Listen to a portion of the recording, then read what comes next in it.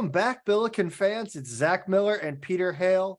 It's the Midtown Madness Podcast. Before we get going, if you're watching on YouTube, don't forget to hit that like and subscribe button, as well as the bell icon down below. You'll get notified whenever we drop a new episode. And of course, this episode and the whole season of the Midtown Madness is brought to you by Two Men in a Garden. Whether you like it mild or hot, chunky or cantina style, the people over at Two Men have you covered. I know what you're asking, Zach. Why Two Men in a Garden? Well, they're a St. Louis company through and through, 100% St. Louis. And not only are they local, but they opened up their kitchen to local food entrepreneurs. You can rent out the space and develop their own products. They love St. Louis the way I do. You can pick up their many products at any local grocery store or online at twomeninthegarden.com. They're also on social media at Two Men Salsa on Insta and Twitter. Pete,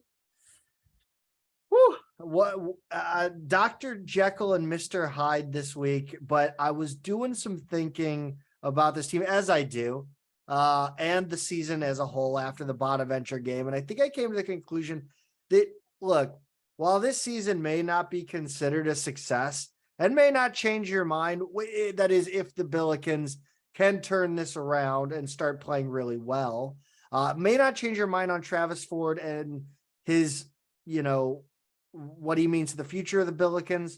But this Billiken team still has a lot of time to reach that preseason potential, at least on the court in games. And if they reach that potential, hopefully sooner rather than later, there's still a lot of time to have so much fun with this team. You're right. I mean, you're absolutely right. And people listening to this are going to have kind of a ride like we are in this conversation tonight, because with the lows, there are highs. Mm-hmm. And we got just a really heavy dose of each of those this week. And where we were a few days ago is way different than where we were after that Bonaventure game, as we record this a little over 24 hours ago. It's not out of the realm of possibility at all that the end of this season looks a lot different than it has so far. We've seen that Travis Ford teams can get hot late, right? Like the kind of late February, early March is that sweet spot. 2019, 2020, we've seen a lot of his teams perform best down the stretch at the end. We could still see that. And we've just seen what they're capable of at home against Bonaventure after really playing poorly on the road at UMass. Yeah, I think, of course, I think there's a lot of it when you're a sports fan and you're a diehard. And I think with the SIUE game, especially having a long break, the Billikens go away. And then, it's one of those things after those losses, the irrational fan part of you tries to tell your brain that you're never going to experience that happiness again. And you're forever going to be like a fan of a team that never wins again. Like and that's the things that we're fighting interior, like pathetically. Right. So, yes. I mean, hey, look, have fun with this team wherever it goes. Unless obviously they never win again, then don't have fun. So the band saga has reached the mainstream, I will say. Pete, go ahead and announce, they did name their interim director and tell everybody who they picked. Sarah Silverberg has been named interim band director. She's a 2019 SLU grad, so she's young. She's played in the band since 2015. And then her senior year won the 2019 Most Outstanding Spirit Group Student Athlete Award at the year-end banquet for the athletic department. So that's who's going to be leading the band for now. We don't know what it looks like after that. Yeah, I think I really hope that they figure this out for better, for worse. There's no reason to have the band as an adversary. They should have never been an adversary. I think they've turned into one the last, 5 to 10 years. I think Majerus was such a champion of the band, and since he is no longer with us, I think they've kind of been taken for granted. I mean, clearly taken for granted, but I think that was the beginning of it, where there wasn't that vocal person that had a lot of pull in the athletic department to say, "Hey, guys, the band's majorly important to our atmosphere here." Yeah, I don't understand necessarily why the treatment has been like it has. Certainly they have these schedules well in advance, like they should be able to sort of identify dates well ahead of time. And I guess Zach and I should back up a little bit. Like Zach said, this has gone mainstream because the Post-Dispatch published an article the other day about how the longtime band director at SLU resigned, and he resigned amid what he called mental health and other concerns for the members of the band, because the athletic department was asking them to play events on short notice, just not really giving them much to work with. Telling them on Tuesday, be there for the soccer game on Thursday or whatever. And it's a volunteer band. The director is the only paid position. It's not a super high paid position. It's a lot of work for not a lot of money, and it's hard work, organizing an endeavor like that, organizing all of those different people, because we have a band of both students and alums.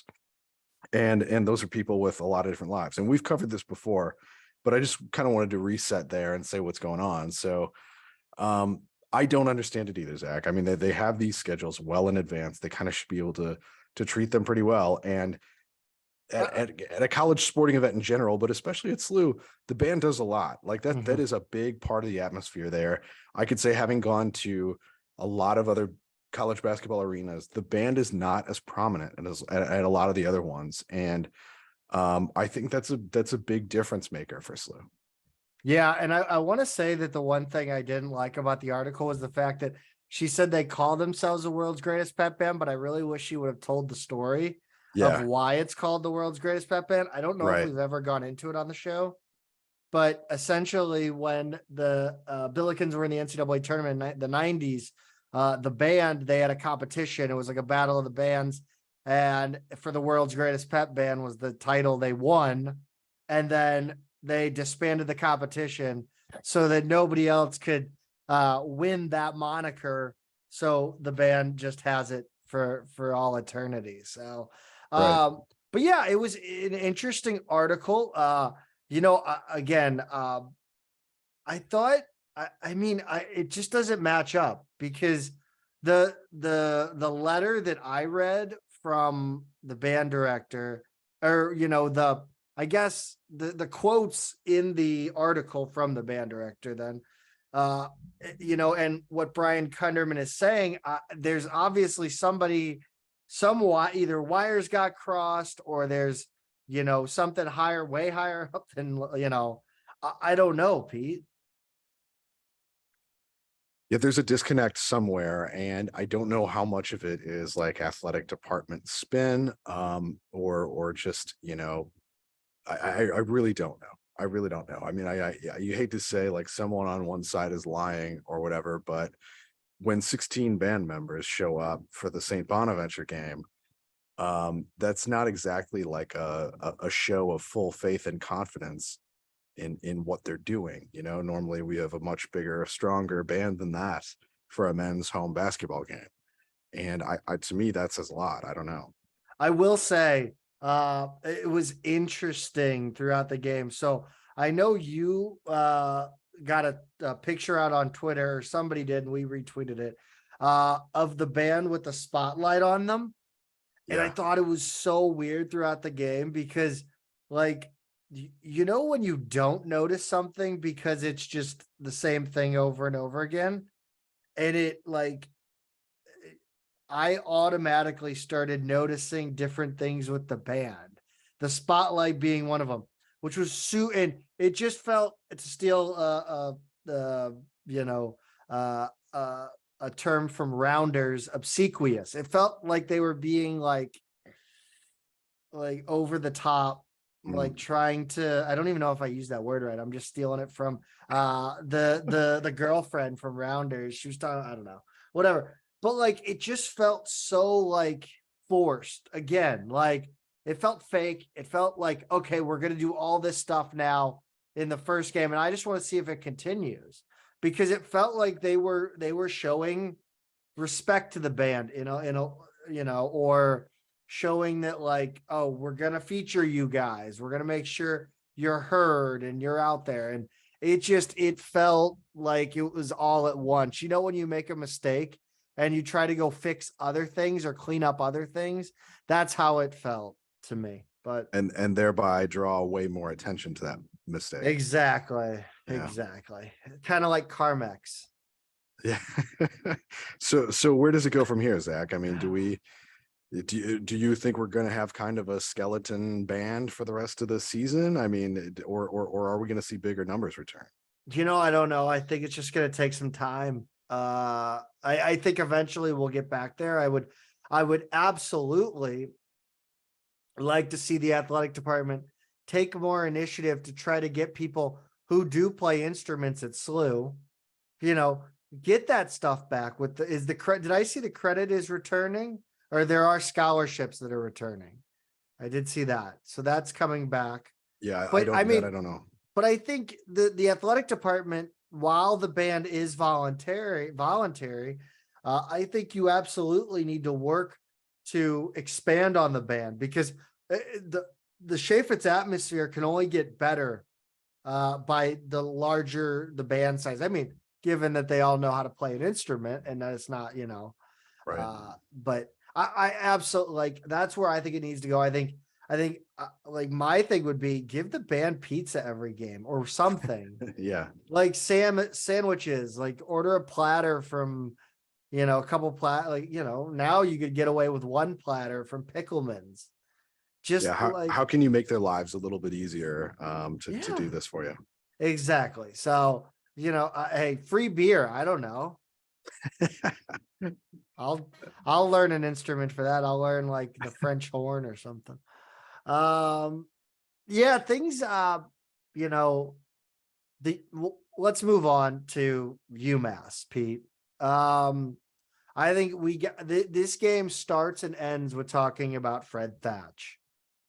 What a I mean, dude, like just the worst on-court luck. And I think maybe that says something about Fred Thatch. Like having the worst on-court luck because he doesn't need basketball. Like he wants basketball and he loves basketball, but basketball is certainly not the one thing he's good at in any way, shape, or form.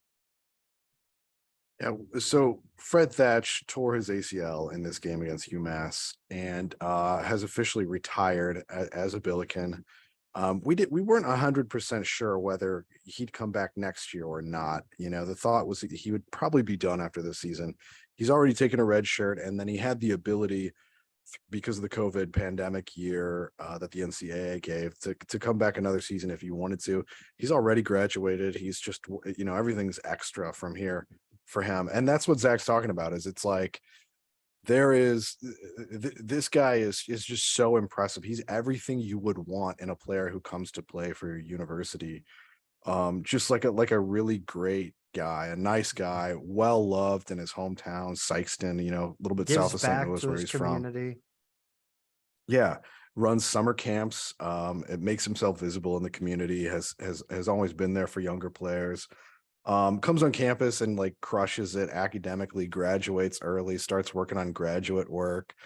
One of the things I highlighted, Zach, that I thought about as everybody was just, on Twitter, there was just a cascade of an outpouring of love for Fred Thatch. Like, oh man, of all the guys to go down with an ACL tear, and you see how beloved he was to our fan base.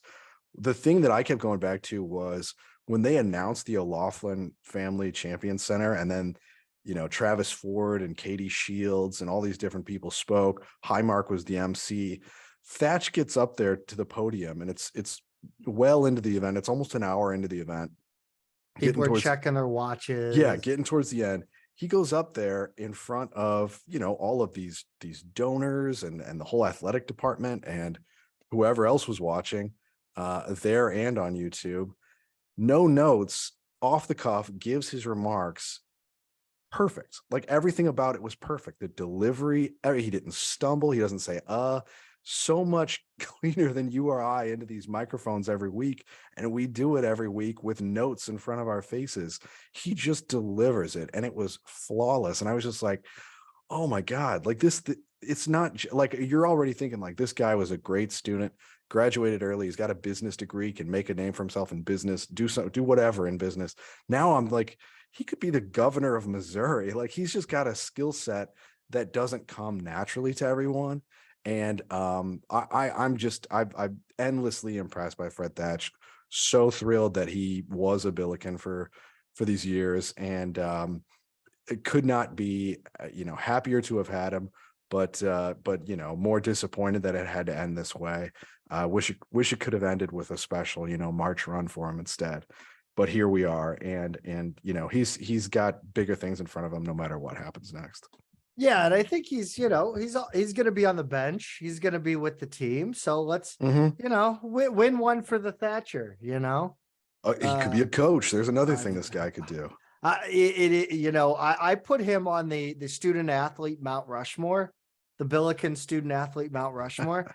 I mean, you've got I would say, obviously you're looking at Paul Eckerly, Femi John. You're looking at, Fred Thatch, Mike Crawford. This is just in recent years. Yeah, Mike Jones, Kevin Lish, Ross Varner. Yeah, we've had some really impressive people. We are like when you start thinking about it, we're really lucky. Thatch is one though that I think has been a little bit more public facing, a little more prominent than a lot of those others. Some of the other guys were a little quieter about this. Gibson Jimerson, for example, here's a guy who's been here the same time as Thatch, crushing it academically, already graduated, but he's a quieter guy. Thatch really kind of puts himself out there a little bit more to make himself more of a public face of the program and everything. Yeah, I again gutted for Fred Thatch. I loved having him on the show to plug his merch, and if please, if you can go give him some support. I believe it's Fear That is his clothing line. The website is Fred Thatch Merch .com. Yeah, and I'm making sure I have that right. But yes, it is just fredthatchmerch.com. Yeah, and I think again, and they could say that he was cleared in the hallway at halftime, but come on. There's no way. And I get he's the funny thing is Travis is like, yeah, he was jumping and running in the hallway. I'm like, yeah, but was he cutting in the hallway? Mm-hmm. At the end of the day, it doesn't matter if he was cleared or not. I'm not criticizing the SLU athletic training staff. I'm just saying it's nobody's fault here. I'm just saying Fred tried to play on a torn ACL with just like a sleeve, literally what Javante is wearing now, right, on his surgically repaired knee. Is like Fred tried to play with that sleeve on a freshly torn ACL.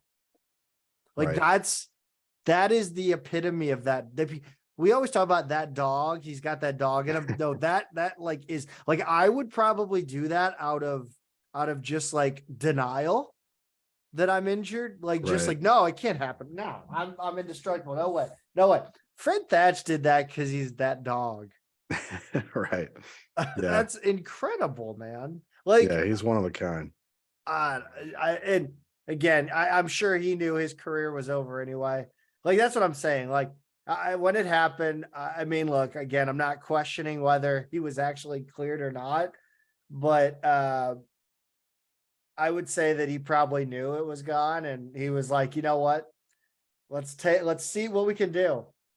And that's probably what happened. And it finally just gave way on him. And there was no hiding it after that. 90-81 loss in this one. Pete, Oh man. This one was frustrating because it really was the epitome of the Billiken shooting themselves in the foot just constantly. Just about everything that could have gone wrong for them did in this one. It didn't help that Pickett was out sick. You know, we talked about Thatch leaving the game with an injury. Perkins picked up 2 fouls almost immediately. So now you've got really limited options in the first half. And that's when things started to get out of hand in this one.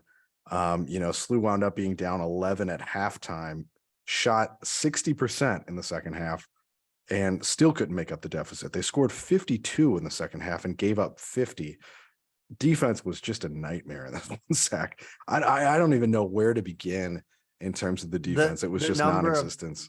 The number of times we just lost our man, like Francis Okoro not getting back to the paint. Like, you don't even have to find a man. You just get under the hoop. Like, what are you doing? I don't like, it's something that even in the terrible, and I apologize to everyone if I'm talking really loud because these headphones, like, I can barely hear myself think.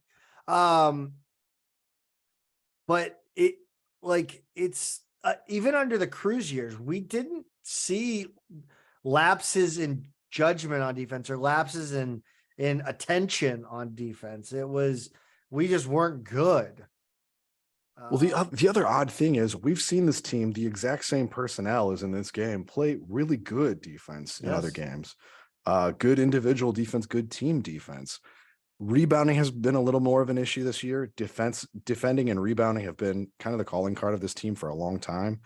But in this game, it was just like, guys, do you remember anything you've learned? It was weird to watch. UMass came into this game.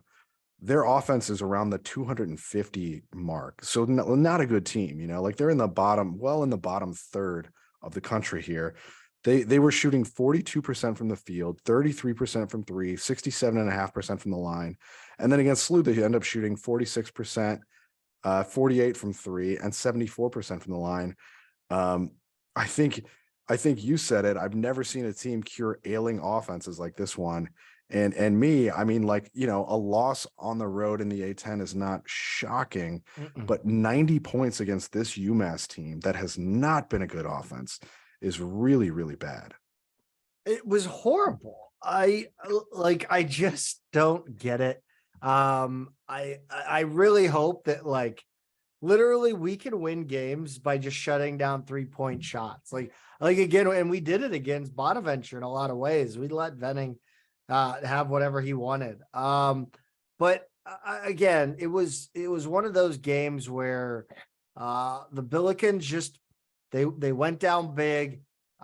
They figured it out early in the second, and then every time it would get to 4 or 5, dumb shot, dumb turnover, defensive lapse, just all like this team at times is allergic to the right decision.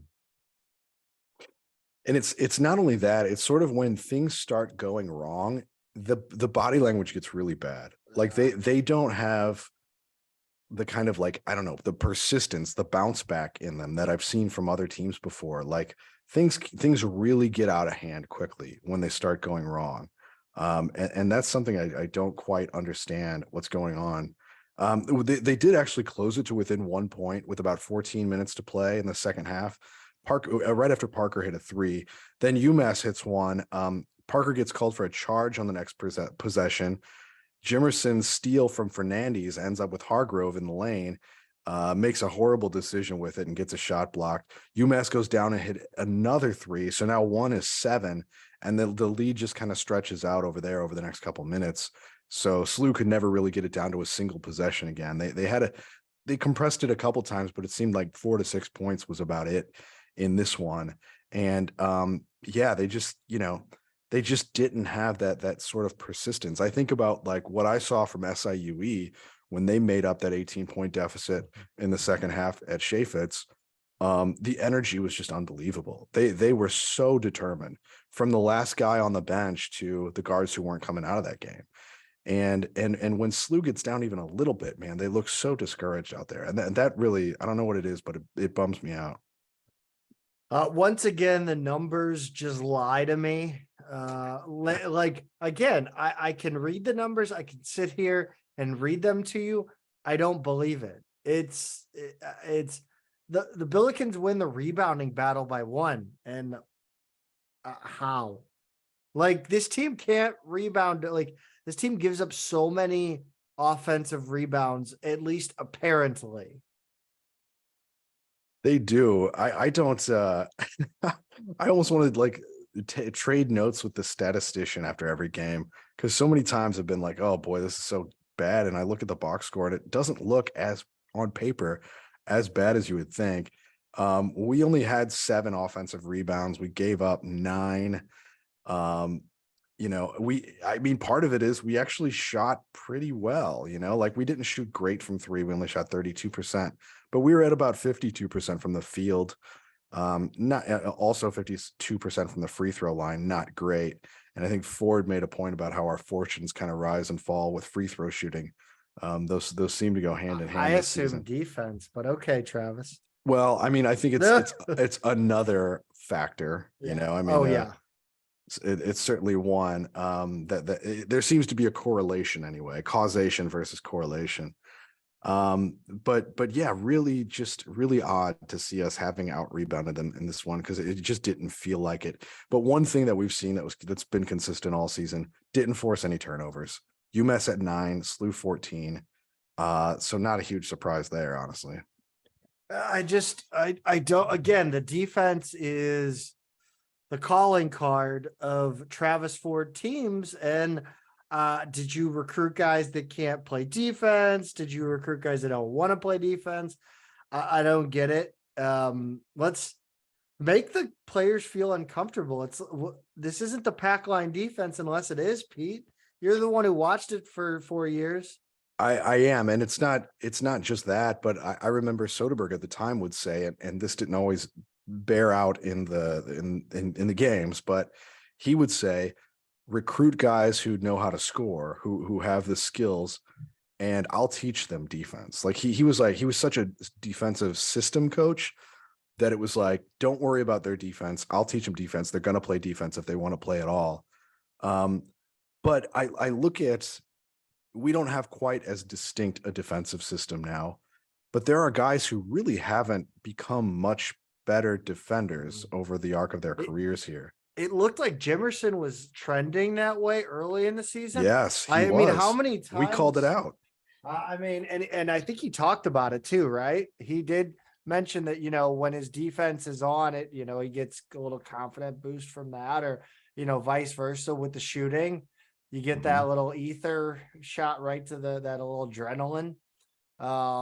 So, but he looked like the effort was there. I mean, how many times did I mention his defense early in the season as something that really stood out to me when watching him?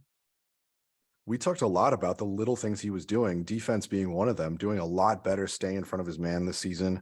And then off the ball at both ends. We called out how good and how sharp he had been there. But now in the last few games, we're seeing a lot of players, sometimes more athletic, longer, faster, stronger wings, take it at him. Not always longer and stronger and bigger, but maybe guys who have a step or two in quickness on him.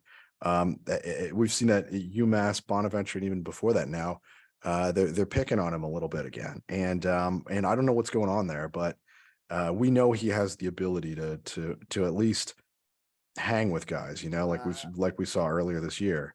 Yeah, it was interesting because you watched, I'm trying to remember how it exactly went down, but I think it's a lot of these teams are trying to get that matchup, trying to get Jimerson on their go-to scorer, or a guy that they want Jimerson to defend.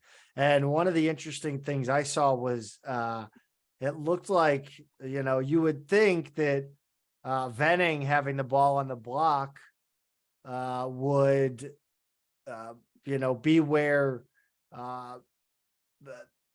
Bonaventure wanted the ball, but again, if we can get into it, it's Bonaventure game. Of course, I'm at it again. I always get ahead. They kicked it out. Venning kicked it out. He was up against Forrester and he kicked it out to a guy that Jimerson was on. So I mean, there is a lot of that that maybe is causing his inabilities on defense. Maybe just getting different matchups now. So again, I don't know. I'm just a message board moron, like everybody listening out there. One good thing or two good things, Collins had a steady game in this one, but really, I think what we really enjoyed, if anything, was Parker finding his shot. He did. It started to look different in the last couple of games, and part of that is opportunity. Fred Thatch goes down in this one. We talked about Perkins being in foul trouble early on and Pickett not being there, so somebody was going to have to play more minutes. Here comes Sincere Parker. He gets 25 minutes, 15 points, and his shot started to show up. And that was, not a moment too soon. Very, very welcome, a little bit overdue. But he goes 3 for 6 from three. He made more threes in this game than he had made all season. And one of the things we always did in the scouting report, whether it was under Coach Romar or Soderberg back in the day, is on the whiteboard before every game, you saw 3-pointers made and 3-point attempts for the season for every guy on the floor, because that impacted how we were going to defend that guy. Is he a guy who shoots a lot? Is he a guy who makes a lot? It makes a big difference. And if you see a guy coming into this game, what was Parker, 1 for 24 or something like that? I mean, it was bad. That's a guy you give some room. And finally Parker found a way to make him pay for that. Yep. And you wonder how that will be going forward. That may not be the case. He may be getting a little bit of the Jimerson treatment. Yeah. And Larry Hughes too. Larry Hughes Jr. Got into this one and made a little bit of an impact. Okoro, this is the ugly section of this game. Just really tough game. I mean, this one was like Jolly-esque. He just had so many plays where he just lacked all idea of how to play basketball.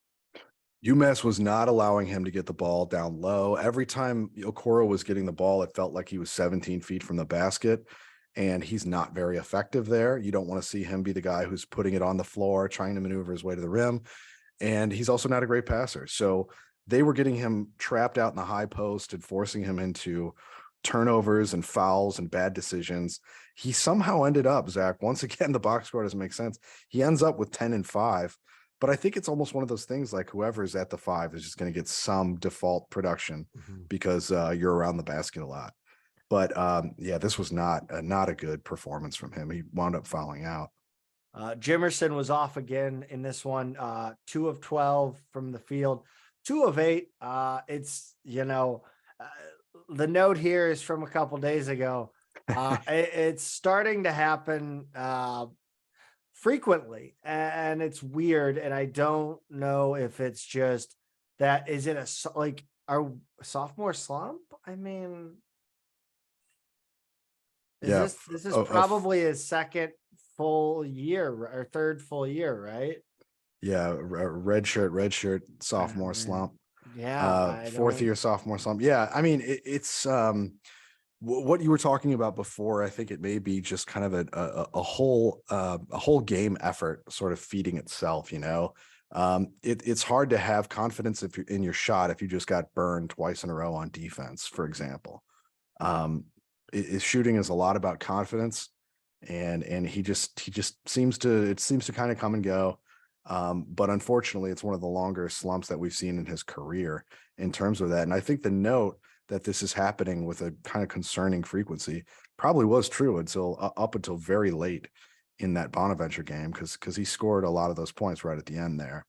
I wonder we talked a lot about Jimerson heading into this season and about how Perkins is back. He's gonna take the pressure off Jimerson as far as defending, like people defending Jimerson. And that, people, I think early in the season, Gibson was good.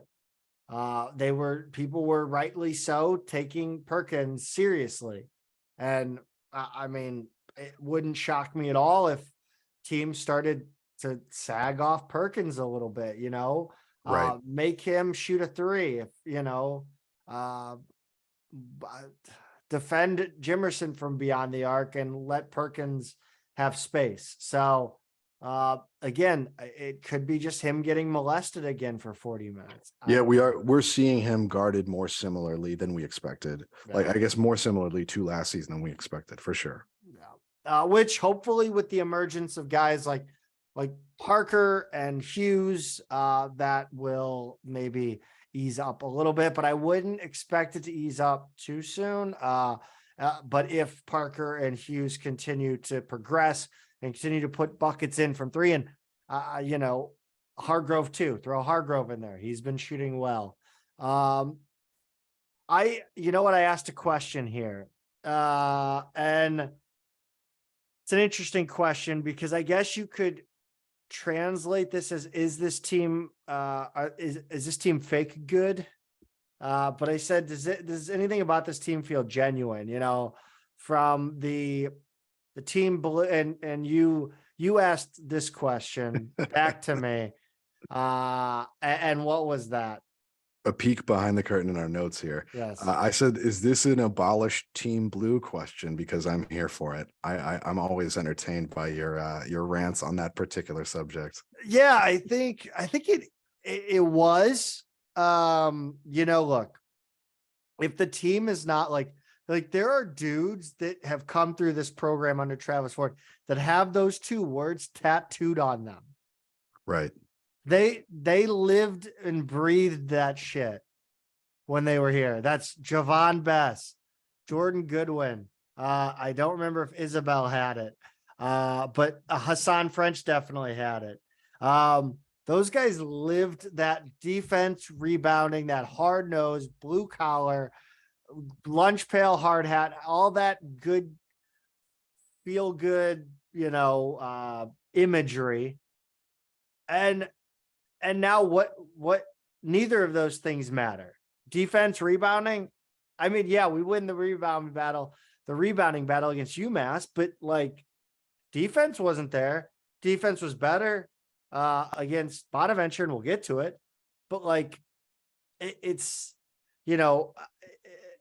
hard to understand. It looks like there's lack of a plan and a lack of effort at times, or a lack of knowing the right change to make. And I don't think the players, I just don't know.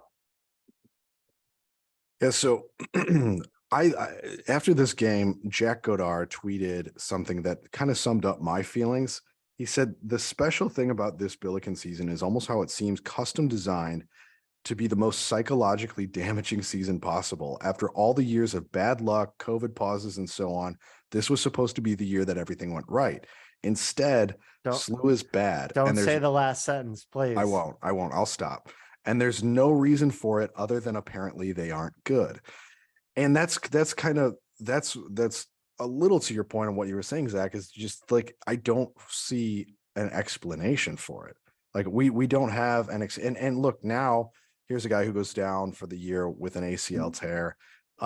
There are things happening that maybe over the scope of a season give you more of a reason to point to, but we were struggling before that happened, right? I don't have a good explanation for it. After this game, I know Carter Chapley had kind of an awkward interaction with Coach Ford on a couple of his questions. Coach Ford seemed a little upset and looking for explanations and didn't really have one. But to me, it looks like both a lack of plan and a lack of effort. And I don't know if one's more so than the other, or if one is kind of trumping the other. I have no idea. But we see the same issues come up and time after time, even issues that we've seen season after season. And in his public comments, sometimes Ford can kind of drag players on occasion. And it made me worry had he lost the locker room. We talked last week about how you can lose a veteran locker room, and this is a veteran team.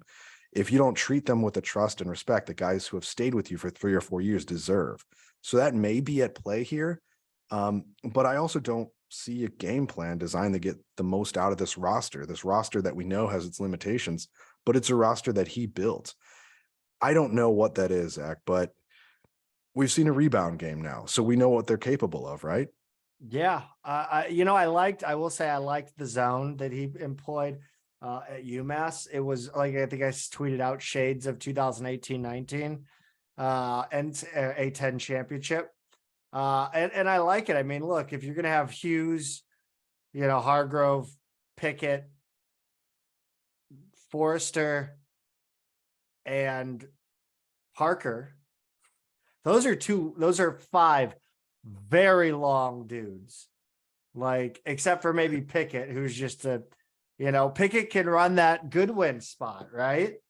Like that Right. under the basket, put Forrester out at the top. I mean, you could do Forrester or Hargrove. Doesn't really matter.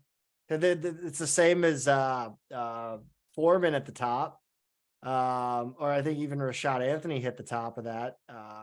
But I liked it. At least I like that decision. But I think defense, I just think they're confused at times.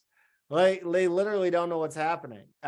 Larry Hughes too has been a great defender when he finds his man in transition.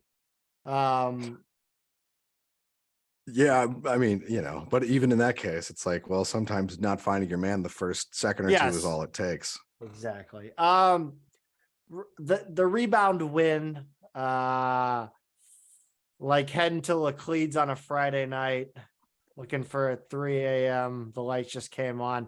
The Billikens beat St. Bonaventure 78-55. This felt good in the old psyche, the old it was fun again, and you're reminded that it will be fun again, even after an Edwardsville game or a UMass game. So the vibes were good at Chaffetz. We had the baby race both at halftime and in the second half with Parker and Hughes. So, hey, it was fun, Pete. Yeah, we needed this one. We really, really needed this one. I mean, that the tone of our previous conversation on UMass would have been a lot different. Oh, buddy. Had this game, even if it had been a struggle, you know what I mean? Because this is the first blowout win of the season, right? Kind of. It's not the first blowout win of the season. It's the first competitive team blowout, right? Like, yeah, the A10 has competitive teams. So sure. We blew out Murray State. We beat Evansville by 18. That probably took a little bit longer than it should have. Paul Quinn, if you want to count that one, and Tennessee State. But a lot of these I'm looking at now, Tennessee State, Southern Illinois, they were double digit wins, but didn't necessarily feel like it the whole time. And I think with some of those early season games, there's a little bit different. Even if you play like a Tennessee State and there's a team in conference that's the equivalent of Tennessee State, it's still an in-conference opponent that you see every year. Right. It's a completely different. It's completely different. And that's why it's kind of people don't realize when you schedule these bye games, one loss to Chicago State, and then they go and beat they just go get even against one of the best teams in the one bid leagues, right? You lose one to, I don't know, let's say North Dakota or whatever. One of the Dakotas is always good, and then they go and lose a stinker to the worst team in that league. That's what the line you're because conference play is conference play. I say it all the time. Yeah, all bets are off. Everything's different. But with St. Bonaventure, they seem like a team that does a lot better at home. And I think this is probably true of a lot of A10 teams, especially this year. But we've kind of seen a big difference in performance home and away. In this one, Hargrove started again in place of Pickett. But Pickett was available this time. He came off the bench. He was coming off an illness. And Zach Uri had his second really nice game in a row. He finished with 11 points, 14 assists, 5 rebounds, 6 turnovers, a little bit more than you want. But really here, what I want to call out, his on-ball defense was excellent.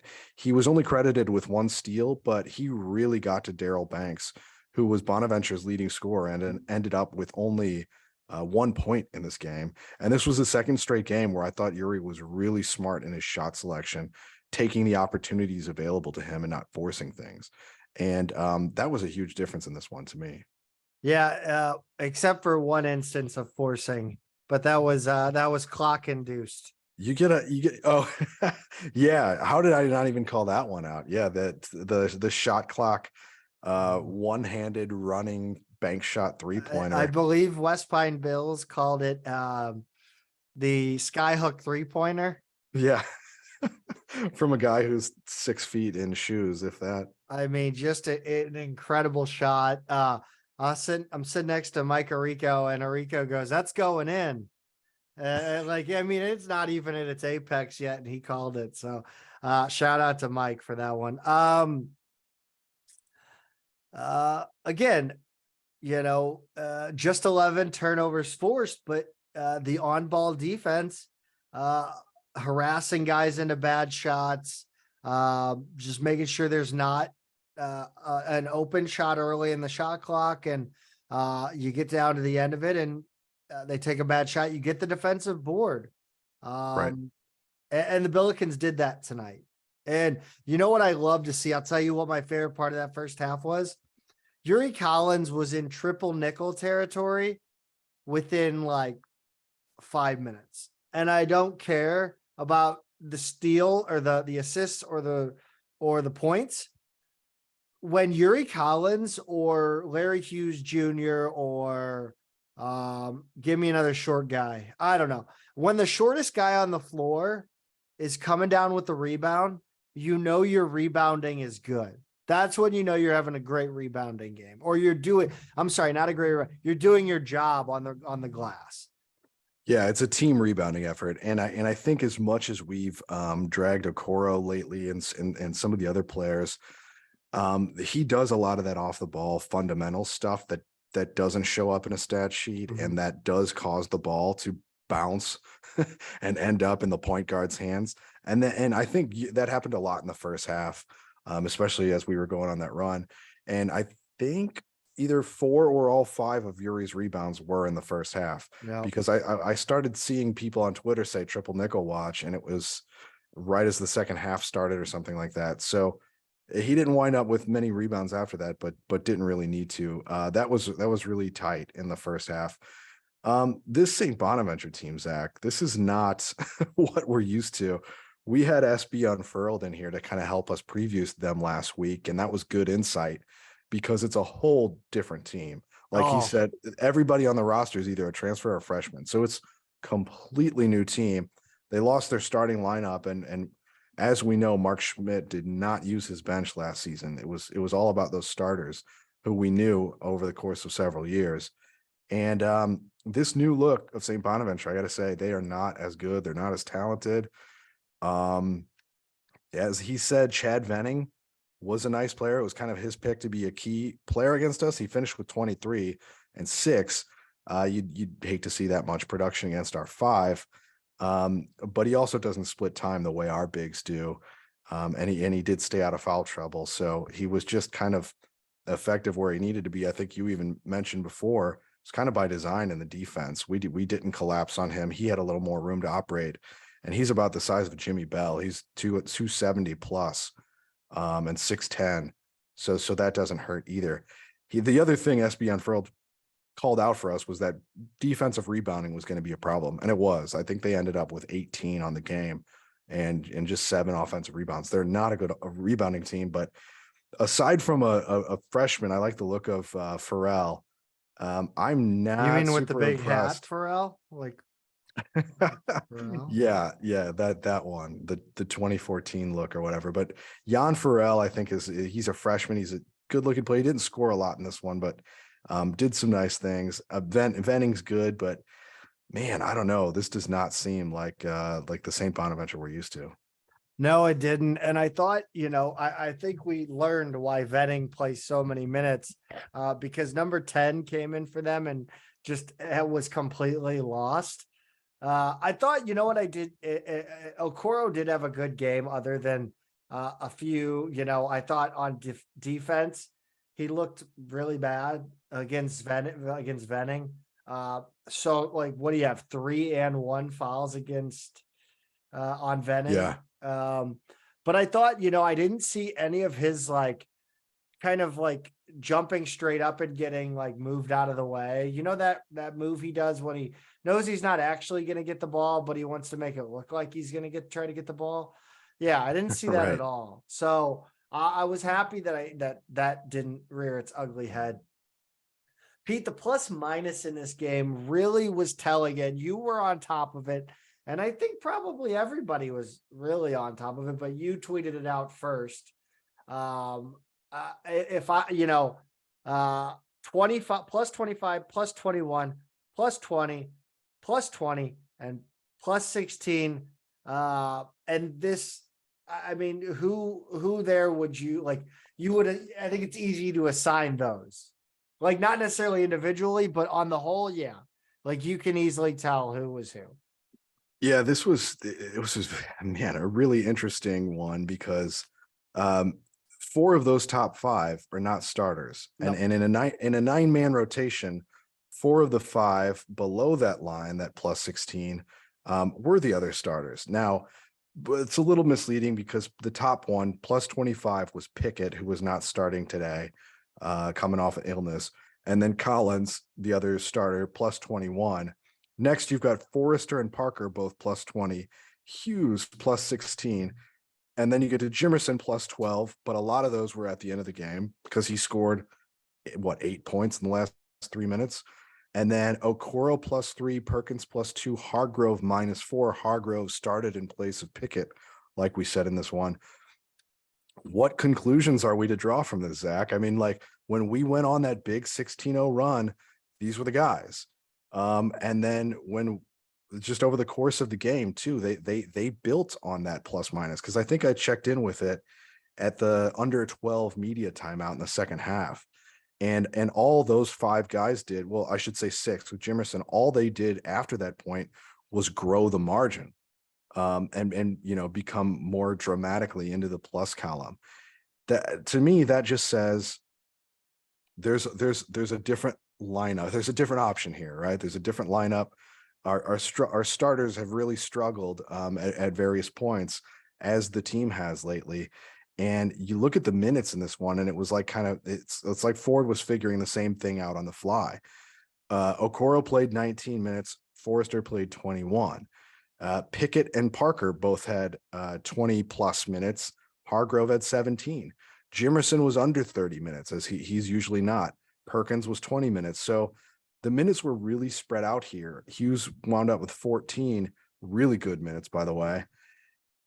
We're kind of seeing like we don't necessarily need to hit the alarm here. We have options off the bench, and the high mark rule applies. Like we're gonna give something up on defense every once in a while, but now we're seeing Hughes can score, he can move the ball around. Parker has found a shot. Not all is lost. We can beat teams with these guys. Yeah, and I think having Hughes on the court to go to roll alongside Yuri is a plus. I mean, he can shoot, he can handle the ball. But I think absolutely Parker needs to be starting over Perkins. I mean, Jimerson has shown that he's found his shot. Perkins still hasn't found consistency. Jimerson has had games back to back where he's played really well. Parker is probably equal to Jimerson fundamentally as well. Parker and Jimerson and Perkins are all equally fundamentally not great at defense. But Parker has the athleticism and the strength now. Like, I mean, Perkins may be missing some of that pickup or that leg strength. So I think Parker has to start going forward. I wonder if you almost use Perkins like remember a Grandy Glaze type starter where he would roll him out there for the first few minutes, and then he'd play the rest of the half from the bench. But no, I don't, I'm not as concerned about starting as more like minute distribution throughout the game. We've already seen Ford and Perkins go through it in terms of play me more and I'll produce more, and that's kind of ebbed and flowed. It's clear that 14 months out, Perkins is just not his old self. And when you're finding a freshman and a JUCO transfer find their confidence and their shot on the fly, they're making a strong case to be out there. And now they've got the opportunity, with Thatch going down. Hargrove is one of these guys, even when he does start, he's not a guy you need to play that many minutes. I don't know if I ever really want to see him over 20 minutes, because I think the longer he plays, the more of the things that he doesn't do well gets exposed. He's mistake prone. He's subject to lapses here and there. And those are the kind of things, if he plays 30 minutes, that kind of come out a little bit more. I really like him in that 15 to 20 minute space like he was in this game. And yeah, we got to see more from these guys going forward. I don't think there's any doubt about that. I think you're right, though, that you can't play Perkins. You can't play three of Perkins, Parker, Jimerson, and Hughes at the same time. But I think if you're running Pickett at the 4, this does give you the opportunity to go a little bigger at the 2. And I think Jack was making this point on Twitter the other day as well. Hughes at the 2 really works well because he's got a good size, Parker too at the 2 gives you pretty good size in that position. So we've certainly got some options here going forward. Absolutely. I think the one thing we don't know what to do with is, I almost said Hassan French, Francis Okoro. What do we do here? I mean, let me just ask you, what would you do? What would you do? That show. Remember that one? No. Okay. That's fine. Yeah. What are you going to do? So I'm still starting. If I'm Travis Ford, I'm still starting Okoro. Yeah. I wouldn't just flip the switch to Okoro to Forrester yet, because I think you risk ending a positive production out of Okoro. To Slew's credit, they did use him much smarter in this game than against UMass, where he kept ending up with the ball too far from the basket. Although I think some of that had to do with the fact that UMass just played him better. I just think he's one of these guys you have to build him up and not tear him down. Don't pull him for mistakes, play him longer stretches, let him start, let him play his way back into form, because we saw stretches last season where he was crushing the A10. I mean, he really is capable of it. And the minutes here in this game, like I said earlier, they're already showing more of a platoon than him being the main guy. Forrester did have 2 minutes more than him in this one. So I think they are kind of figuring that out on the fly here. But yeah, I mean, we hammered this point last season. He's just limited in terms of his effectiveness until he learns how to pass. And I don't think he's going to do that in the second half of his final year. When he got the ball in the paint against UMass, they would collapse a minimum of 3 guys into the paint on him. Sometimes even 4 or 5 would have, a shoe or an arm in the lane. Although UMass was kind of doing that to anybody who got inside. Less so against Bonaventure, but they still knew to at least double him in the post whenever he got it inside against Venning. Forrester, I think, is a little bit more mobile, a little bit more aware in terms of passing. I think I would put Okoro off the bench just so maybe he can go after the lesser guy, maybe get him some confidence up. I don't know. Right. Maybe take the pressure off him. That's what I would do. Jimerson struggled to find his shot. 8 points right at the end. Again, was he playing against lesser defense? Sure, maybe, but good to see it go in. The camera zoomed in on him after the second, and he showed he looked like a guy who had just shot up heroin. Just visible relief on his face. Look, it's interesting to read other fan bases' reactions, Pete, because I think they lack a lot of context. Bona fans letting out their frustration online about Travis Ford, quote unquote, running up the score. One of the other guys on the board mentioned that net is important and, maybe let that go. That's not a big deal. I'll say this. It was a must to have Gibson Jimerson get hot from three. Yeah, I mean, no matter how it happened, the way I put it at the time was that he looked like he was in a hospital waiting room and just got good news. When the camera zoomed in on him after that second one, he was just like, like his shaking his head was down a little bit. He was shaking it, and it was just like the relief pouring off of him. If that's what it takes, fine. He found his shot there at the end. He knows he can do it. Get back out there and do it again this week. We have to have that out of him. We needed it. I don't care if the Bona fans are upset about it. They've always hated Travis Ford. I know other A10 fans have always been rough on Ford, but Bona fans more than any other fan base, I think. Who cares? Bottom line for me, Zach, this game was fun. This game was fun again. When's the last time you really had fun watching this team? You said it earlier. It reminded us that this can be fun. Yes. Yes, it was indeed fun. Pete, let's take it around the A10, but first let's talk about the A10 survivor pool. Last week, 3-0 for the boys. I won with Duquesne over Rhode Island on the 31st. You got your pick right with Richmond over George Washington on January 4th. And the podcast, VCU over LaSalle on 12/31. And I got to say, both Duquesne and VCU were suspect to start. They made us a little nervous. Well, Richmond too. George Washington was close in that one until late second half. But in the end, we pulled out all three of them. This week, I have George Mason versus Loyola on 1-7, which I won. Pete, you have? I've got Dayton over Fordham on the 10th. Might sound like an obvious one, but it is at Fordham. Fordham's better, as we know, this season. But as A10 play has started, they haven't looked that great. And Dayton is what, a 6-game winning streak now?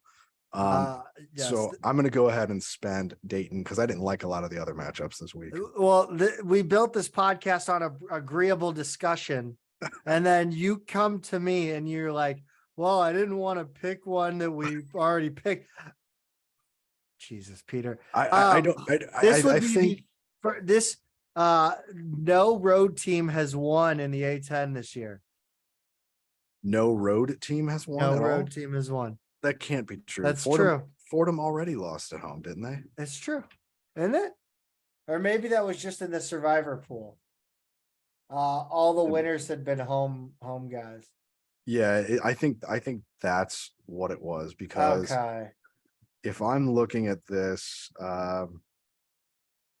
shoot, I need Fordham to come up here. I'm looking at George Mason's schedule right now. But anyway, yeah, I don't think it's true the whole league. Fordham is they lost. Okay, yeah, Davidson beat them at home. Sorry. Yeah, that was like the first game of the all right, fine. All right. Regardless, the pod, Zach, we've got UMass over LaSalle on the 11th, and I think a good way to succeed in a survivor pool this year when you don't know who to pick is pick whoever's playing LaSalle. That's about right, man. Or unless it's Rhode Island at LaSalle. Ugh, yeah, good Lord. Archie Miller cannot. I mean, it's kind of a cluster up in Kingston. I honestly thought there was enough talent there, even with a new coach, to at least be competitive in the league this year. But man, oh man, they're not good.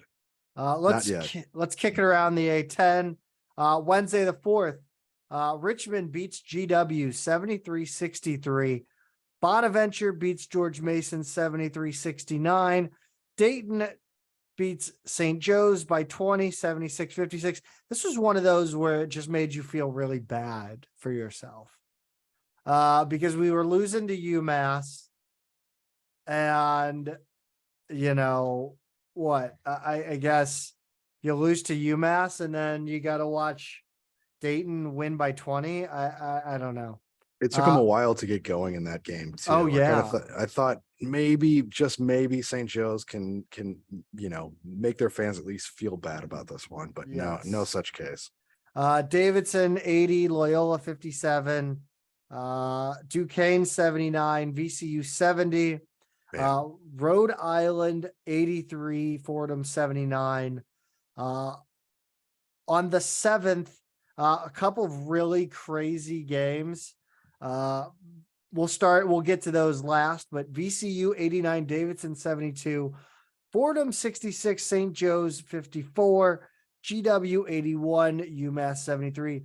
George Mason beats Loyola by 11, 86-75. Man, you mentioned it in our preview with Joe Szymanski. God, how bad is Loyola? I think I saw a tweet that was like, is Loyola one and done in this conference? Do they go crawling back to the Missouri Valley? They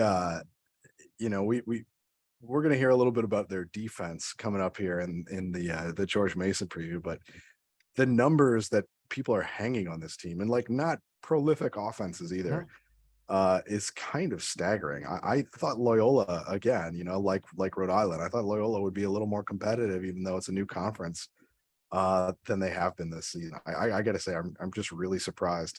They're 6-9, they're 0-3 in the league now. And my Lord, are they giving up some big numbers? They are doing numbies in reverse. Right. The co games of the night, I think, go to LaSalle and Rhode Island. First of all, 77-75 win for LaSalle at home in Gola Arena.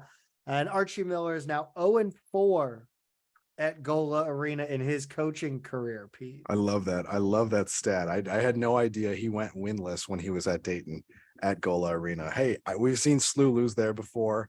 We've seen SLU barely win there before. When he Josh Hightower. Yes, exactly. Yeah. So best of luck to whoever enters, but man, oh man, that's not a good team to lose to. Yeah.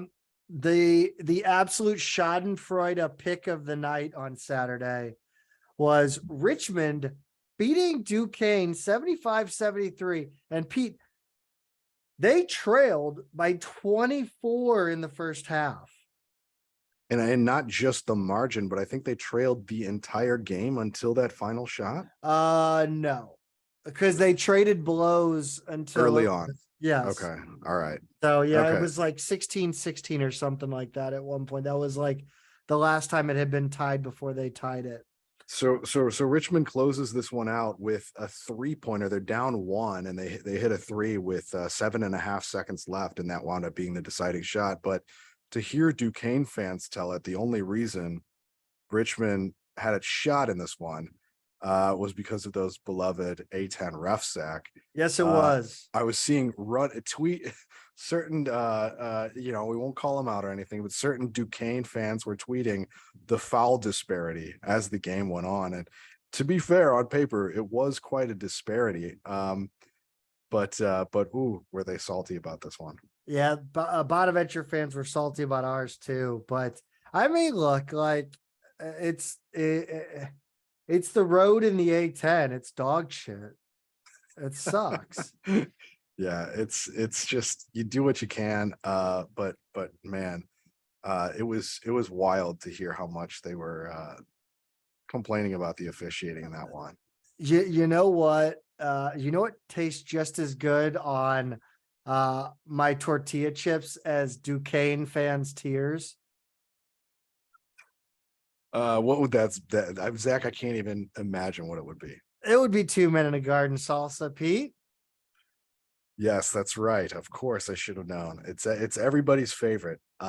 Last week I reminded you of their $9.99 nationwide shipping, and you got to take advantage of that because I'm telling you, they're hot, and to me, the Screaming Hot are exactly the sweet spot. Screaming Hot, a little much, hot, maybe not enough all the time for me, but usually it's just right. I truly love these salsas. They're great. They're made with fresh ingredients by hand in the St. Louis area every day. It's great stuff. Find it on your shelves locally, and if you're like me, if you're not local, $9.99 nationwide shipping. hit them up on their social media as well. I always direct you to their website, but follow them at two men's salsa on Instagram and Twitter as well, or twomenandagarden.com. When I went over and visited their facility, they had the products that they also distributed as well, because they do some distribution too. Yeah. And they had a pizza finisher, like a hot pizza finisher. Oh my God. Even on like the most basic of Red Baron French bread pizzas or like my Cyberg's frozen pizza. Really nice. Really nice. So go patronize them and all the brands that they support as well.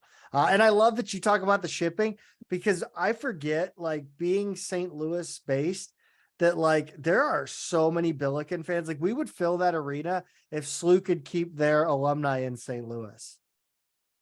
Yeah, we're all over the place. It's crazy. We actually we mentioned it in the Around the A10, is we talked with Joe Szymanski.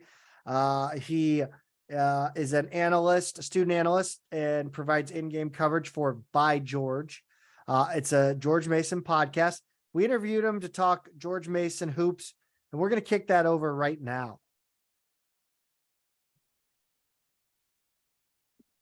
All right, Billiken fans, next up on the schedule, George Mason, Wednesday the 11th. That's before they head to George Washington on the 14th. For George Mason, we brought in Joe Szymanski. He is a student analyst and does in-game coverage for By George, the original Mason basketball podcast, which calls itself the Team Giant Killer, helping to bring you the most complete George Mason University hoops coverage. Joe, thanks for joining the Midtown Madness.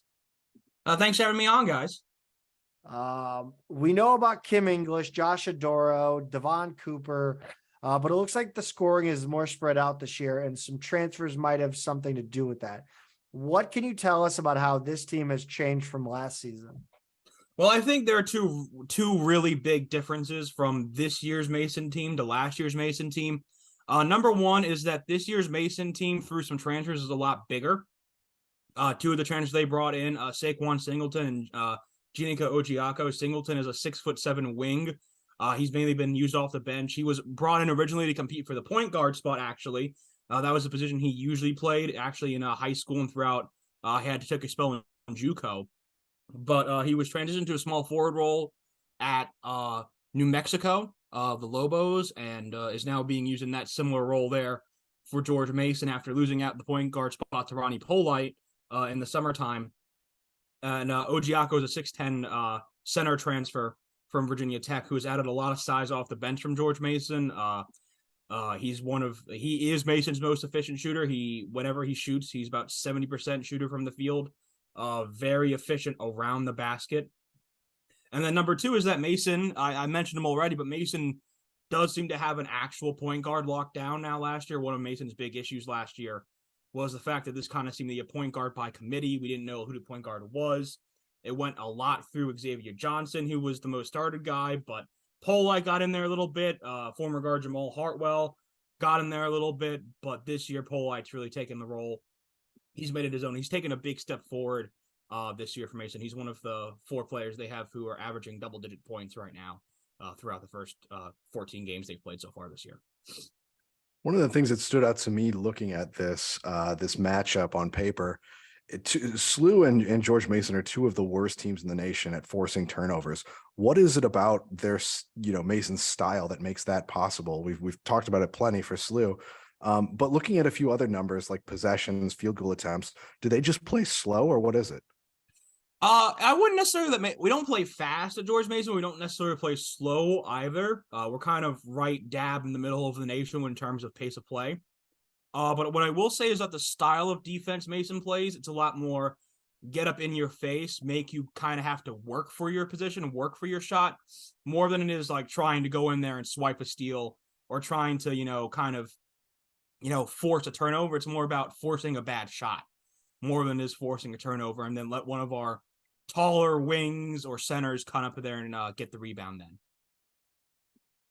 then. Looking at the schedule this season, at a glance, it seems like Mason might be really streaky, but it might just be that they're really good at home and really weak outside of the Eagle Bank branch at George Mason. Yeah, no, I thought it looked like Eagle Bank. Yeah, you're not wrong. It's just nondescript, man. If Uncle Tedley Onstis, who technically owns the arena through Monumental Sports, if he would like to build a new one on campus within the next 10 years, that'd be great. So is it the case that they're just kind of better at home than on the road, or is there more to it? This has been a weird thing of the Mason teams in the Kim English era so far. Unlike any team we've seen since the Larinaga go through the Hewitt and the Paulson years in the A10, English's teams have been mostly dominant at home. I think it's like a 23-5 record at home. I think it's like 26-5, 26-5 record at home. Since he started last year, since he took the job last year. They're 9-0 at home currently after the 11-point win against Loyola Chicago on Saturday. That taught them to 9-0 on the season at home. Part of the issue is that the poor record is that Mason is actually 0-6 in those midseason tournaments so far in the English era. They haven't won. They were 0-3 last year in South Dakota. Had a really bad time at the Paradise Jam in the Virgin Islands this past November. So that's kind of making it seem, it's kind of skewing the numbers there a little bit, is that they've actually been really, really bad on neutral floors. They've been mediocre to bad away from home, though. I don't know what it is. It's not like we've ever really been getting blown out on the road either. It was a 1-point loss to ODU and then the 4-point loss to St. Bonaventure last Wednesday that have been Mason's 2 real road losses so far this year. As well as the beatdown by Auburn we got at the start of the season. Other than that, it's really been an issue of not necessarily away from home, but especially been not being able to close out games, which has been a larger kind of issue of the last year or so under the English era, sometimes being able to close out games with this group of players, rather than it being a home and a road difference. Yeah, we know that tune. Failing to close out games convincingly has kind of been our calling card lately as well. 86 on Loyola, by the way. Does Loyola just completely stink on defense this season? It's unreal how teams are scoring. It was weird because they play this very weird 1-2-1-2 zone formation. They brought that out a lot against Mason, and sometimes they try and press you with it. And if you can break it, it just creates easy baskets, because if you break that press, you get a guy down the middle, you can either get it to an outside guy who will be wide open for a free, which that happened a couple of times for Mason, or that guy someone of our bigs can kind of just cut into the middle there, and he was there for a basket too. Malik Henry, the junior out of Texas, was kind of the breakout star, the surprise star of the Loyola game. Josh Oduro ran into some foul trouble. One legit call, one not so legit call in the early second half. Who are you, Duquesne fans after this weekend? Jesus, Mary and Joseph. Yeah, I said one was legit. But he got 4 fouls. He got to 4 fouls early in the second half. That meant Henry had to play a lot of minutes on the second half. He did really, really well. He ended up putting up 15 points off the bench. He was huge that he came in for a Duro like that. I should say I should add on, that's kind of been a difference this year for George Mason too, is that last year, if Josh Oduro went out early or if he was struggling, Mason could get absolutely demolished. There was no winning without Oduro last year. In fact, part of the reason for the crappy road record is because 3 of the games we lost on the road last year were without Oduro last year. This year, that hasn't been so much of the case. Victor Bailey Jr., a wing transfer from Tennessee, has taken up a role as a really good scoring forward. In fact, Mason's recent good run after that really bad midseason tournament has because Bailey has kind of taken a real step up from where he was early in the season. He's someone who has a really, really clean stroke of the shot. He's probably Mason's most dangerous guy right now. He's not necessarily the best at getting it inside to the basket, but he not only has a very good outside the hoop shot, he also has by far and away Mason's best mid-range shooter. as well too. Has a really good post and pop move, kind of in that from the foul line area there that he almost never misses from that spot. And that's kind of been the challenge sometimes with teams playing against Mason, is that even if they shut down Oduro, that hasn't been the be all end all for them this year. You mentioned shutting down Oduro, and is there anybody happier to see Fred Thatch go down for the year than Josh Oduro after the clinic Fred Thatch put on him last year? Well, I wouldn't say it was necessarily a clinic. I think if I remember, Oduro still had over 25 points that game. I mean, we're talking about like a 6'6" guard defending Oduro in overtime, in which he did nothing. To be fair, but yeah, Oduro, it'll be interesting to see the height battle kind of play out this year. Like I said, obviously, George Mason has gotten a lot bigger this year. Again, the addition of Ogiaco has been really, really big for this team this year. There's no doubt about that. To kind of have that guy coming off the bench, be able to be in there as kind of a more legit, more normal-ish big man, more than kind of the more slight Oduro. Ogiaco 6'10", 245, just a real bust him up in the paint guy. We actually saw Loyola at sometimes quadruple team Ogiaco at some points. Just because he's still a very raw prospect. He only started playing basketball, I think, when he was 15. So he's still kind of a raw prospect in that way somewhat. But we saw Loyola Chicago triple and quad team him at some points. We saw St. Bonaventure double, triple team him at some points. Teams have been noticed after the Richmond game how effective he is under the basket, and how when he comes off the bench, how much that can affect Mason's scoring ability. So I have to be fair. After Zach's little trash talk there, the Mason game last year, Zach, was that double overtime one, the Yuri Collins game where he had 35 and 13 assists. But both guys fall out, and Thatch. Oduro wound up with 32 in that game. So but it went to overtime. I don't know that he exactly was subject to a clinic. 32 points is nothing to sniff at. But that was a weird game. Mason only got 2 points off the bench, double overtime, 2-point win at their place. Anyway, that was that just wanted to be a little fair to our guests in that one. And I'm actually curious about your roster here too, because we've heard all season that SLU's one of the most experienced teams in college. A little less so with Thatch going down now, but looking at the top 7 here on Mason, you've got 6 seniors and a junior.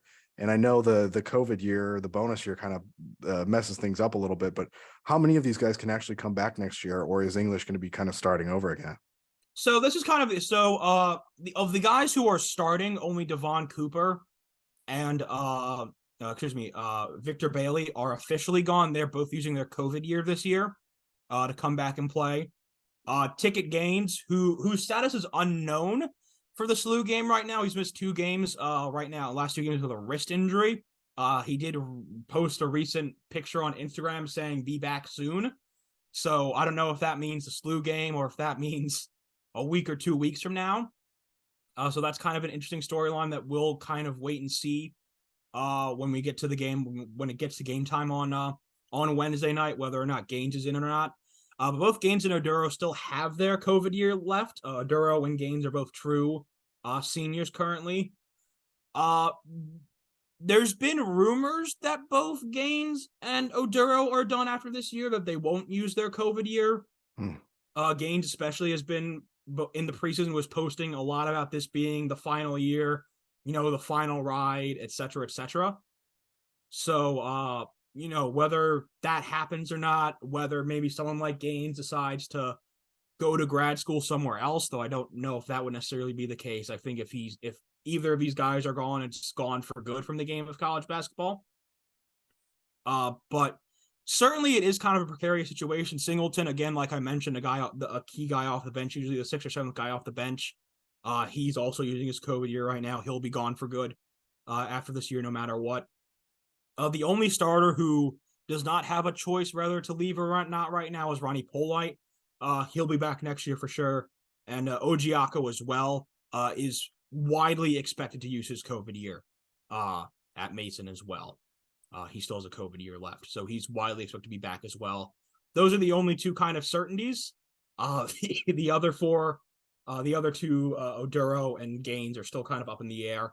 We'll see. I think it'll come down to see what offers Oduro will get, not necessarily only from the G League, but also potentially from overseas opportunities as well, for Oduro, whether or not he leaves or not. I think that's kind of the question there.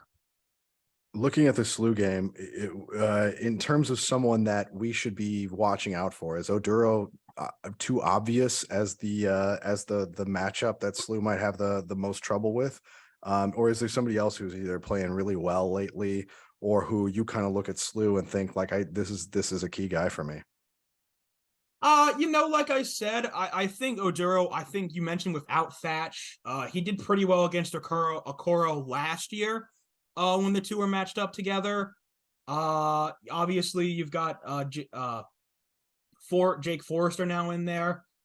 He'd be someone he needs to be big in this game, especially with Oduro, with Ogiaco now off the bench. Forrester is going to have to play, I think, a big role this game. Again, Ogiaco, like I said, 6'10", really imposing presence off the bench. I think Forrester's going to have to come off, see big minutes, I think, again this game, I think, for you guys, as someone who's going to have to be someone who's kind of only has that inch difference on Ogiaco. I think he's going to be a guy who's going to have to be a big player for you guys. But I think for Mason, this team is kind of rode and die on how well Ronnie Polite does. I think that matchup with Yuri Collins is going to be very interesting. Polite is a 6'2" guard. Obviously, Collins himself is only 6 foot. So a little bit of a bigger height difference there than what we saw from Mason last year, whereas mainly the similarly 6 foot Xavier Johnson and the undersized Jamal Hartwell. I think that Collins versus Polite matchup is going to be very interesting. I think it's going to really kind of decide the way this game goes today. Goes on Wednesday, is whether or not how good Polite does on Collins and kind of how good Collins does on Polite. Because unlike Johnson or Hartwell, Polite can drive to the basket. That's the main way he gets his points. He's not a 3-point guy, or like Hartwell was, or a mid-range guy like Johnson was. Very much get to the basket, has a very good left hand. I think that's the matchup that I think might be the most interesting to me come Wednesday night. Well, Joe, thank you for sharing your insight with us. Obviously, it's really hard for us to watch every team intently. So we really appreciate you taking the time and joining us. Where can our listeners find your work and on social media? You can find my social media at Joseph Szymanski. Fair warning, my main job is political journalism, so fair warning that if you follow me there, you're probably going to see a considerable dose of politics rather than just George Mason basketball. But at this time of year, there's a lot of George Mason basketball too. You can also, if you just want to follow my work, follow either at Giant Killer or at By George. After every game, I usually post some type of post-game recap there of the game from my perspective. So that would be kind of where, if you want to find my basketball work, that's where probably the better place there. All right. Sounds good. Thank you for joining us, Joe. Have a great evening and worst of luck on Wednesday. Worst of luck to you guys too. Have a great night. Thanks, Joe. Thank you again to Joe Szymanski for coming on the show. Pete, I love to have the like I said to Joe, I love having the guys on that can give us perspective that we certainly can't, because I think I talk about it all the time. There's always the outside the program perspective. And, I love to see what other people are talking about their own program. It's a lot of fun.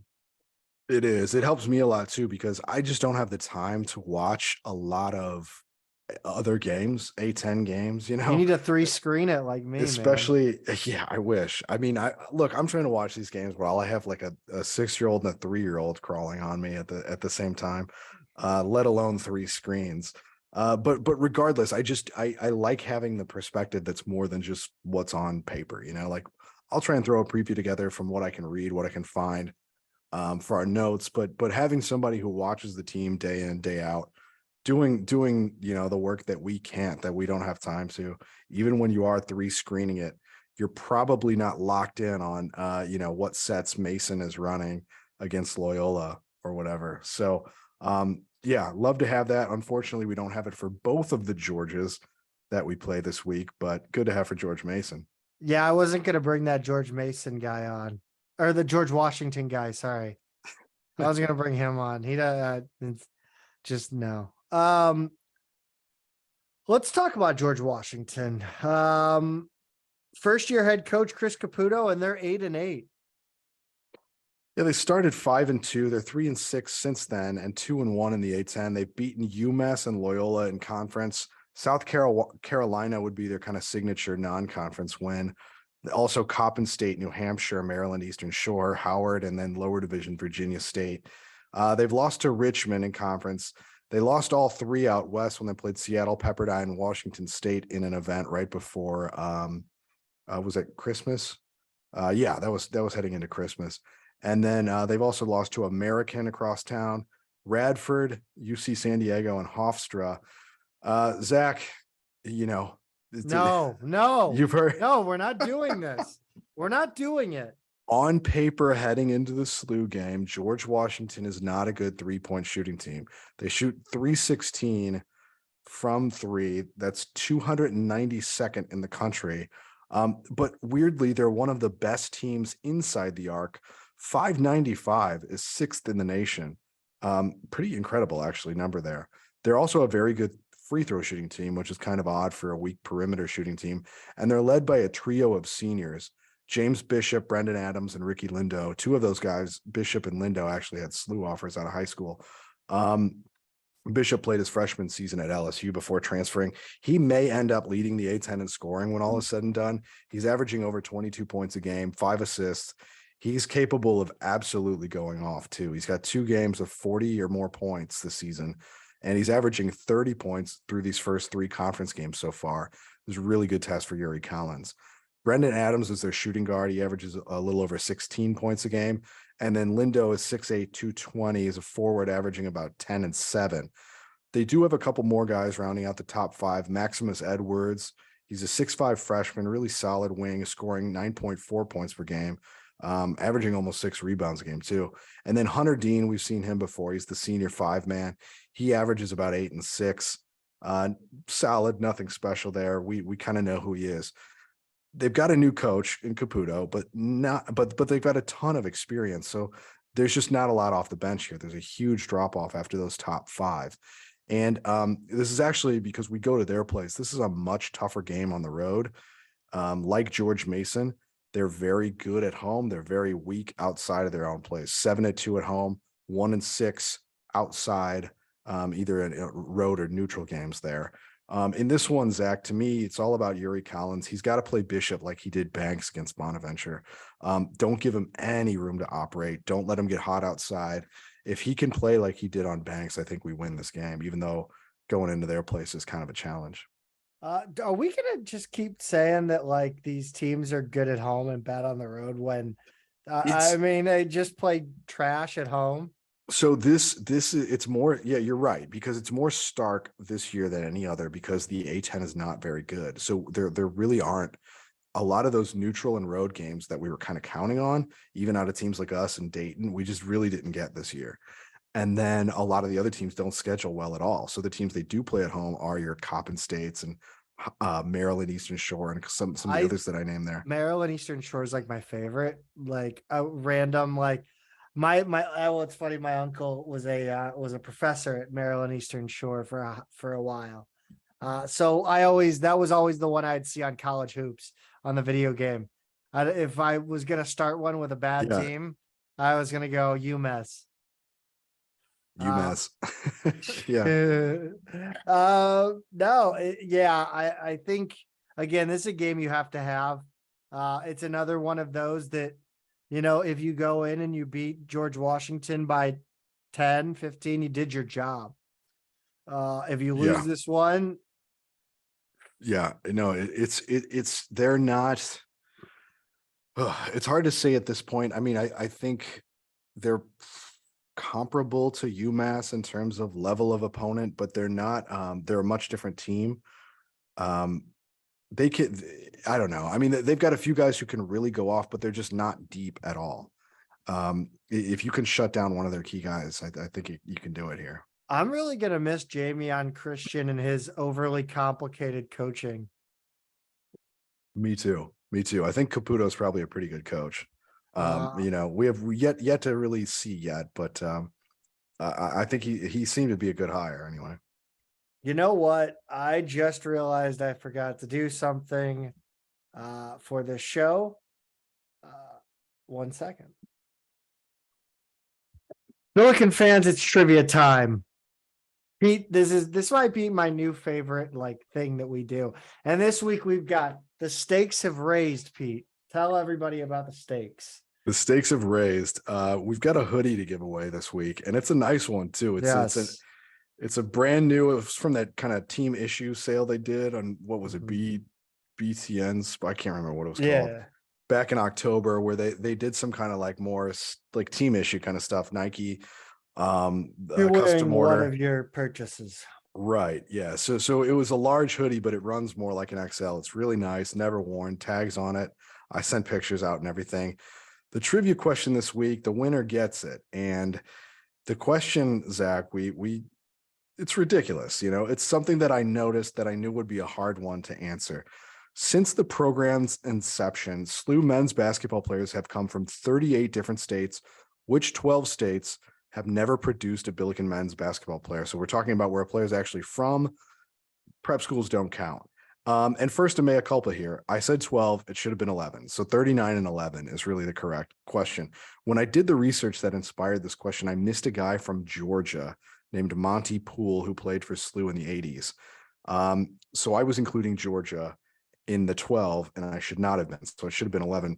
Funny enough, no one guessed Georgia, which actually made me go back and check, and that's when I found it. However, 2 people guessed 12 states, and within those 12, they got all 11.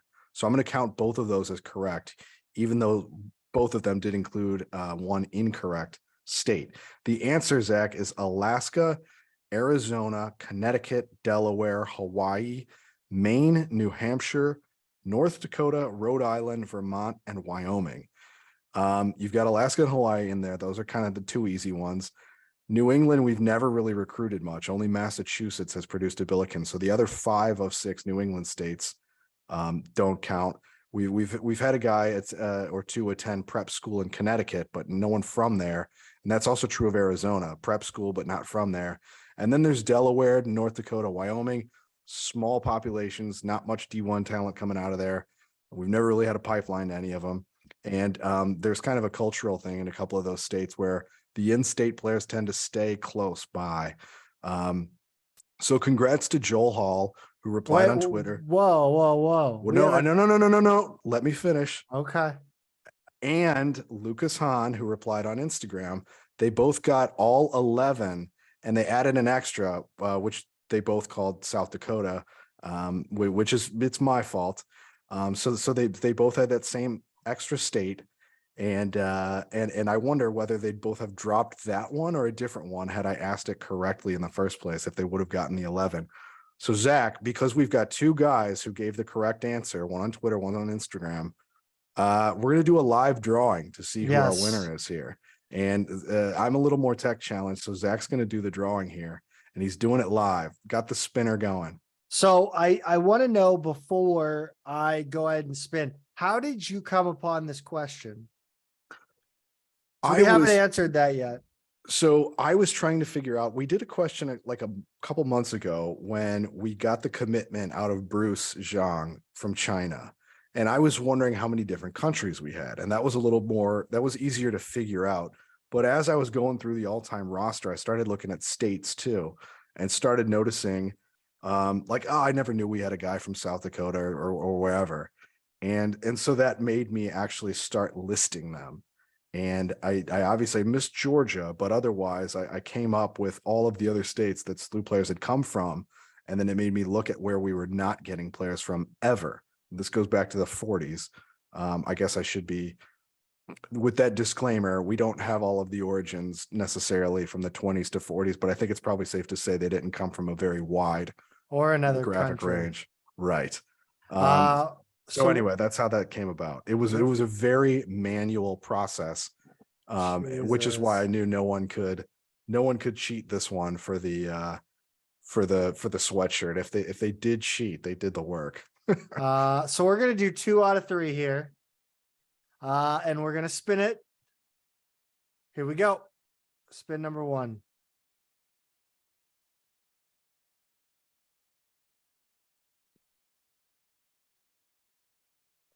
It's blue.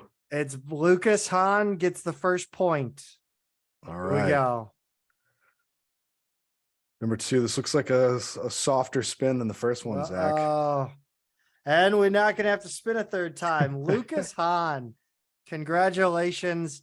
Go ahead and we'll tweet it out, but if you're listening, go ahead and shoot us a DM and we'll get your hoodie out to you. If not, I'll hit you up on Instagram. I think, that's where Lucas put his guess in. So I'll send him an Instagram message in the next 24 hours or so. But if you listen to this first, reach out to us. That'd be even better. Absolutely. So I found this interesting, Zach. There were some states that were guessed that were not correct. South Dakota, everybody guessed South Dakota. We did have a guy named Roland Otto who played for us in the 40s. I don't know how everybody didn't remember. I need an Otto jersey. I need a Roland Otto jersey. I bet the 1940s design looks pretty cool too. Yeah. Somebody guessed Montana, but we had John Seifert. He was in my class freshman year. He came out for his freshman year under Romar and then left after 1 year. Idaho, we've had a couple, most recently DeAndre Jones. Somebody guessed New Mexico. Donnie Campbell is from New Mexico. Tucumcari, way out there. And so those were kind of some ones that a couple of people guessed that weren't correct. And I'm glad I found my mistake before saying nobody played at Georgia, because we did have somebody on Georgia. We also got replies on this one, not a whole lot, but we got them on Twitter, Instagram, YouTube, and Billikens.com.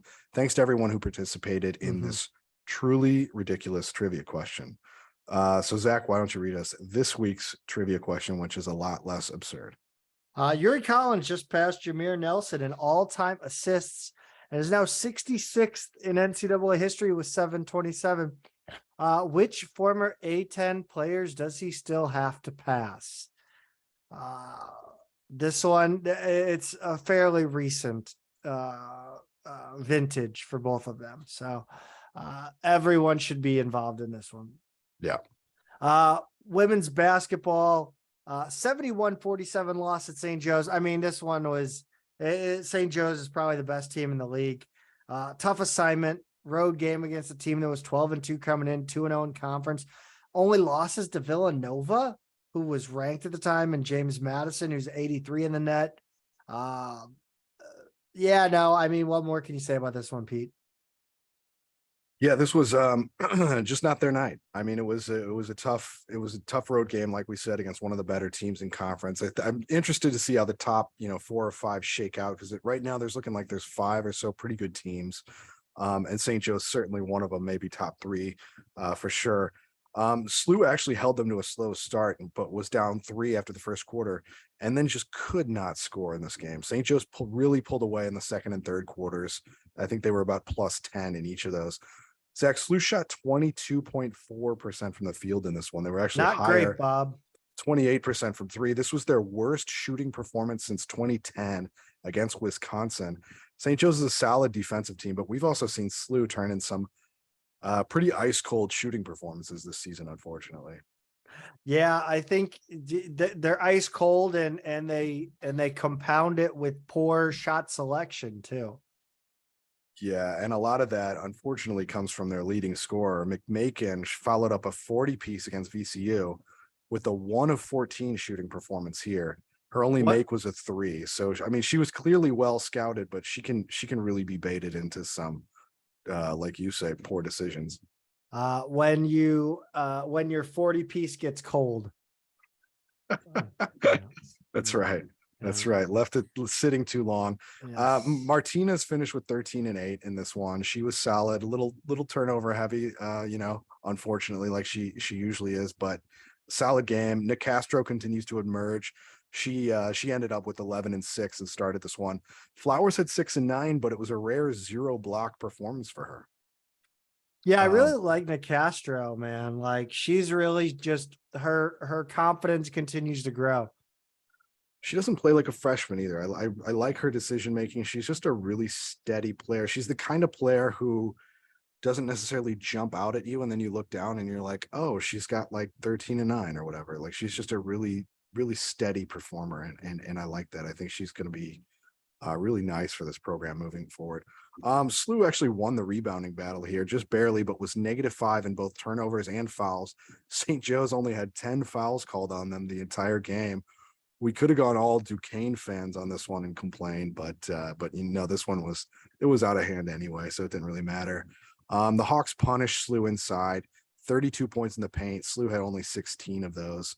And oddly, SLU had won the last 5 games against St. Joe's before this one. Wild. So their fortunes have really swung in opposite directions this season.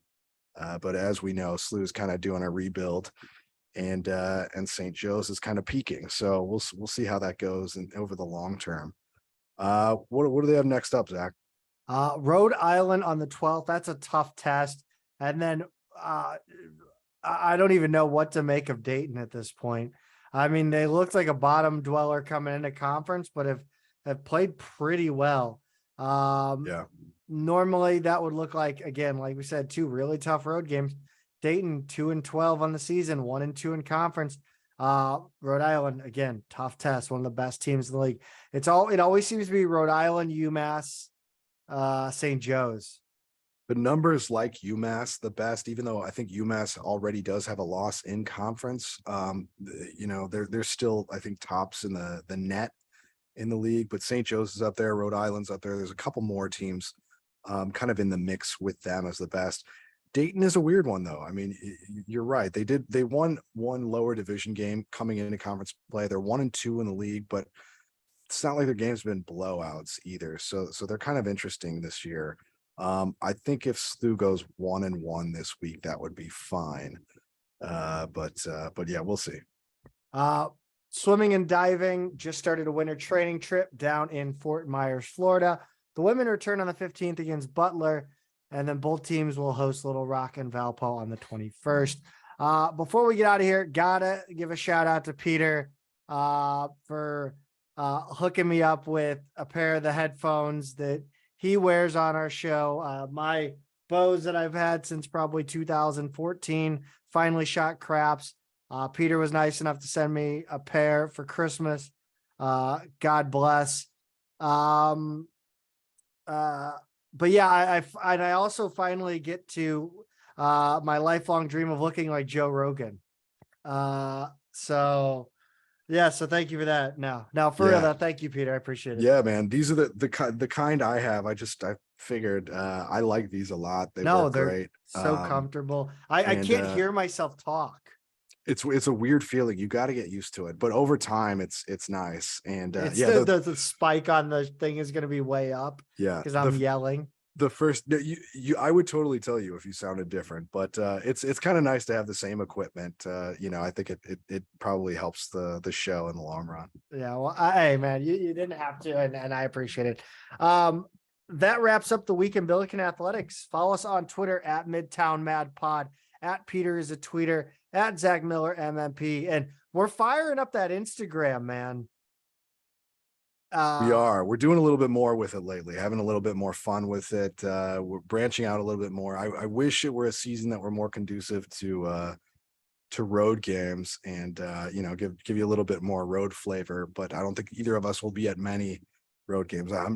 Dayton might be the only other one that I'll get to this season, but regardless, go follow that Instagram. We're going to start having more fun with it. We hit 1,000 followers, Pete, and we should have put this at the outset. I didn't even think about it. It's clearly been an up and down season. We hit 1,000 Twitter followers. The conversation just keeps getting more fun, Pete. Yeah, as more people get involved, it just kind of snowballs. And thanks to everyone who follows us, interacts with us, supports us in any way. This feedback, this ongoing conversation is really what keeps us going. So thank you from the bottom of our hearts to everybody, supporting us on social media, listening to the show. You guys all, if you're here, know how much, especially if you're here all the way to the end, know how much we love SLU. And so thank you. And yeah, if you're not already, go follow us on those and give us feedback, comments, anything that pops in your head at any time. You never know what makes it on the show, or just starts a bigger conversation. It's funny that we hit 1,000 followers this week, because I don't think even you know this, Pete. We hit 100 recordings that we've released audio. Oh wow. We've hit 100 episodes. I haven't Audio. even thought of that, because I mean, we are coming right up on 2 years, here. So that the math checks out. So 10 followers per every episode. There you go. Again, we appreciate you guys so much for 100 episodes is awesome. We started this kind of from scratch in a lot of ways. I mean, we of course, I luckily had people that came over from Midtown, or from the house that Rick built, and but Peter really has brought so much to the show that makes it what it is. And again, anyway, before we get all teary-eyed and sappy, as always, Pete, go Bills. Go Bills.